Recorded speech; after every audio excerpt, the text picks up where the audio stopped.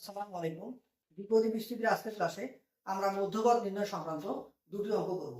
আমাদের প্রথম অঙ্ক x - 1/x টু দি পাওয়ার 70 এর বিস্তৃতি থেকে মধ্যপদ দ্বয় নির্ণয় করো। তাহলে আমরা অঙ্কটা সলভ করব। তাহলে এখানে আমাদের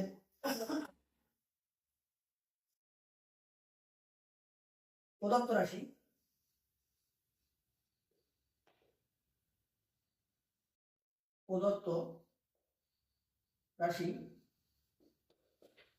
x - 1/x two the power 17। এটাকে আবার এরপর লেখা যায়, আমরা যদি প্লাসটাকে প্লাস দিয়ে লিখি x plus -1 to the power x to the power 17। তাহলে এখানে 17 একটি বিজোড় সংখ্যা,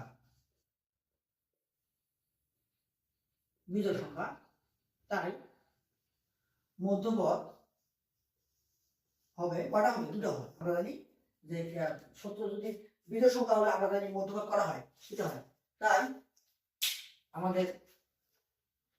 তাই মধ্যপদ হবে, হবে 17 - 1 ডিভাইড বাই 2 প্লাস 1 এত তম, এটা মানে 16 8 2 16 8 প্লাস 1 তম এবং এততম বা এবং 17 প্লাস 1 ডিভাইড বাই 2 প্লাস 1 এততম বা 18 কে 2 দিয়ে ভাগ করলে 9 প্লাস 1 তম পদ, 9 প্লাস 1 তম পদ। তাহলে আমাদের এখানে মধ্যপদ কটা হবে? দুটো। একটা হবে 8 প্লাস 1 তম পদ এবং একটা হবে 9 প্লাস 1 তম পদ। আমরা এই দুটো পদের মান বের করি। তাহলে এখন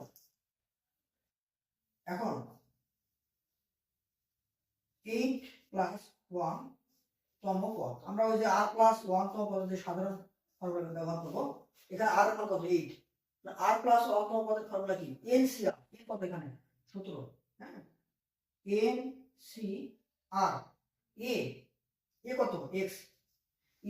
n মাইনাস r মানে 17 minus 8, n minus r b two the power r, b কত? -1/x two the power r কত? r এখানে 8। তাহলে আমরা এটাকে একটু ক্যালকুলেশন করব। ক্যালকুলেশন করলে আমাদের মান বেরিয়ে আসবে। তাহলে আমরা এই 17c8 এর মান আমি ক্যালকুলেটর বের করছি। এখানে হচ্ছে 24,310, 24,310। আর এখানে x টু দি পাওয়ার 8 9 9 এবং এখানে আমি লিখতে পারবো যে -1 to the power 8 x to the power 8, এটা লেখা যাবে। হ্যাঁ, তাহলে এখন আমরা এটাকে যদি কাটাকাটি করি, আমরা পরবর্তী লাইনে লিখতে পারবো। আমরা দেখো যে এখানে তো 6 টু দি পাওয়ার 9, এখানে x টু দি পাওয়ার 8। তাহলে এখানে কাটাকাটি করলে একটা x থাকবে এবং -1 এর উপর জোর, যদি পাওয়ার দেওয়া আছে, -1 এর উপর জোর পাওয়ার মানে কি? এটা অবশ্যই প্লাস হবে। তাহলে আমাদের এটা হবে, কাটাকাটি করলে এখানে x থাকবে। তাহলে এটা আমাদের একটা মধ্যপদ। আমাদের পরবর্তী মধ্যপদ 9 প্লাস 1 তম পদ। তাহলে 9 প্লাস 1 তম পদ। তাহলে আমাদের একই কথা যে NCR, n কত এখানে? 17, c r কত? 9, a কত এখানে? a হলো x, n মাইনাস r মানে 17 minus 9 into b two the power r, b কত? -1/x two the power r। ওকে, তো 17c9 এর মানটা আমি ক্যালকুলেটরে বের করছি। এটা মানে 24,000। মজার বিষয় হলো 17c8 এবং 17c9 এটা মান প্রায় সেম, একই। 17c9 সমান 24,310, এখানেও কিন্তু 24,310 বেরিয়েছে, 24,310। এবং এখানে হবে x টু দি পাওয়ার আমার 8, হ্যাঁ, এবং এখানে হবে -1 to the power 9 divide by x to the power 9। এখন এই 24,310 এখানে যদি আমি কাটাকাটি করি, এবং অবশ্যই এটা আমাদের মাইনাস হবে, 1 - 1 এর উপর পাওয়ার 9 মানে মাইনাস হবে, এবং এখানে আসবে তোমার কত? এখানে তোমার হচ্ছে x আসবে। হ্যাঁ, এখানে কাটাকাটি করলে x হবে, এটা যদি কাটাকাটি করি এটা হবে x to the power 8 into x কাটা যাবে, এবং এখানে মাইনাসটা সামনে দিলাম, আর এখানে হবে 1/x। ঠিক আছে, তাহলে আমাদের এটাই হলো আমাদের অতএব নির্ণেয় মধ্যপদ।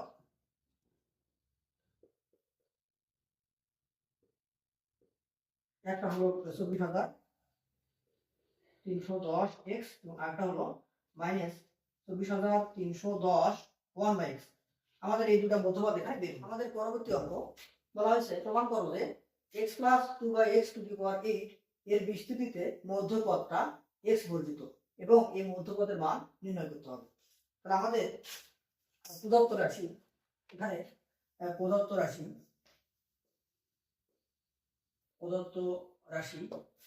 x plus 2/x to the power 8। তো এখানে 8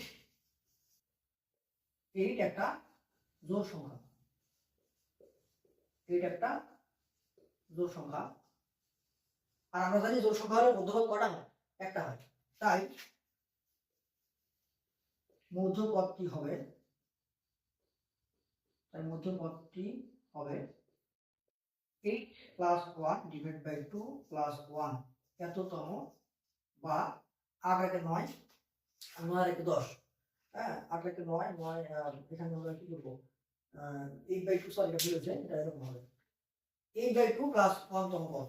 তাই মধ্যপদ হবে 8/2 প্লাস 1 এততম বা 4 একে 5 4 প্লাস 1 তম পদ। এটা যদি আমরা কাটাকাটি করি 4 দুগুণে 8 4 প্লাস 1 তম পদ, এটা হবে আমাদের মধ্যপদ। তাহলে এখন আমরা এই 4 প্লাস 1 তম পদটা বের করব। এখন 4 প্লাস 1 তম পদ না, আমাদের ওই r প্লাস 1 তম পদ সাধারণ সূত্রটা ব্যবহার করব। r প্লাস 1 তম পদ মানে কি NCR। তাহলে n এখানে কত 8 NCR a n minus r a এখানে কত x n minus r b to the power r 2 to the power 2/x to the power r 4।